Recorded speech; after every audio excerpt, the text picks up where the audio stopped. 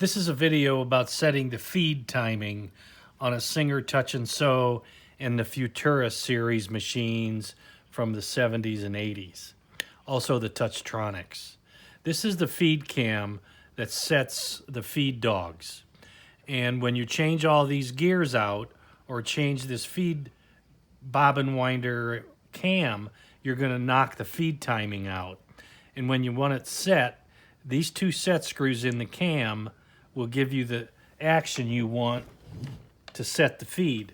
Essentially what you want to do is you want to turn the wheel just as the needle point is entering the hole.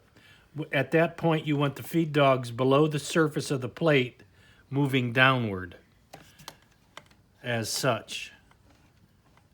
Moving downward. When you bring the wheel further, as the needle exits the hole, you want the feed dogs coming up and moving backwards so they feed the material.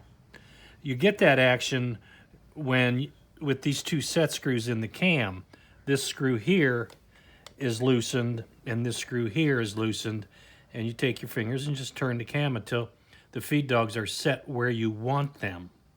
You don't want them to feed when the needle is in the fabric, essentially.